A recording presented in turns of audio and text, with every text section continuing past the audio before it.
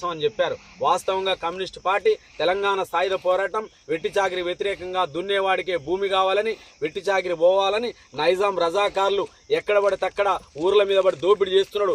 గొల్లోళ్ళ గొర్రెలు గుంజుకుపోయారు, గౌన్లోళ్ళ కళ్ళు తాగిరు, కుమ్మరోళ్ళ కుండలు పట్టుకుపోయారు, ఆడవాళ్ళని తీసుకుపోయి ఇళ్ళల్లో పని చేయించుకున్నారు, ఎన్ని రకాలైన ఉపయోగించుకున్నారు. అది పోవాలని కొట్లాడిన కమ్యూనిస్ట్ పార్టీ ఎర్రజెండా. ఆ రోజే 10 లక్షల ఎకరాల భూమి పంచినాం. దాదాపు 10,000 గ్రామాలలో గ్రామ స్వరాజ్యాలు వెలిసినాయి. కమ్యూనిస్టులకు ఒక చరిత్ర ఉన్నది. కాకపోతే ఏంటంటే కమ్యూనిస్ట్ పార్టీ అనేసరికి వాళ్ళు ఏమి ఇరయ్యా అనేటువంటి ఒక వాతావరణం ఉంది. ఏమిచ్చి తోడు ఇస్తే ఏమిస్తాడు, వాడిస్తే ఒక 500 ఇస్తాడు, 500 ఇస్తే ఒక క్వార్టర్కి బాయ్ అయ్యేపాయ్, ఏమి మళ్ళీ తెల్లారే ఉంటుంది, ఏముండదు. కానీ మనం చేసినటువంటి ఉద్యమాల వల్ల ఇవాళ ఉపాధి ఆమె వచ్చిందంటే ఇవాళ ఇంట్లో కూర్చున్నటువంటి ఒక 60 ఏళ్ళ వృద్ధురాలు ఎక్కడ పని లేనటువంటి ఆమె కూడా చేతగానే ఆమె కూడా ఇక్కడికి వచ్చి నిలబడి ఆదరించుకుంటే 100-200 వస్తున్నాయి. ఒక నెలలో పని చేస్తే కనీసం 500, 600, 1000, 2000 సంపాదించి